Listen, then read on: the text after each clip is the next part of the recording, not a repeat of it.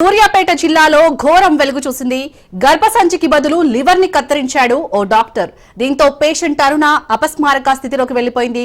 సాయి గణేష్ ఆసుపత్రిలో ఈ ఘటన వెలుగులోకి వచ్చింది.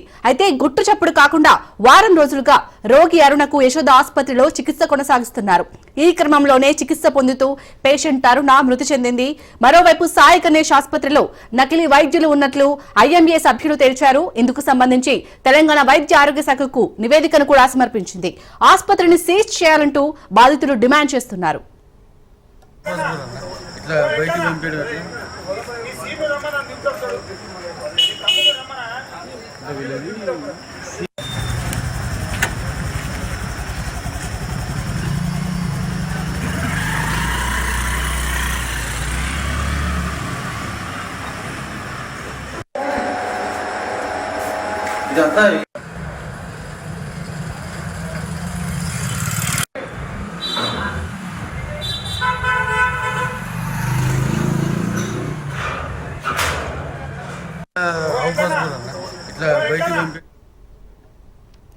సూర్యాపేట జిల్లాలో ఘోరం వెలుగు చూసింది.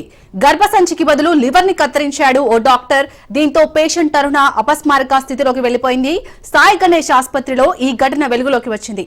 అయితే గుట్టు చప్పుడు కాకుండా వారం రోజులుగా రోగి అరుణకు యశోద ఆసుపత్రిలో చికిత్స కొనసాగిస్తున్నారు. ఈ క్రమంలోనే చికిత్స పొందుతూ పేషెంట్ అరుణ మృతి చెందింది.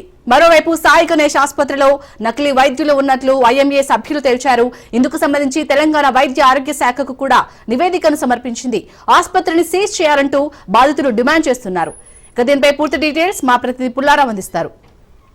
పుల్లారావు, చెప్పండి, ప్రస్తుతం హాస్పిటల్ దగ్గర సిచ్యుయేషన్ ఏ విధంగా ఉంది? అలాగే ఈ హాస్పిటల్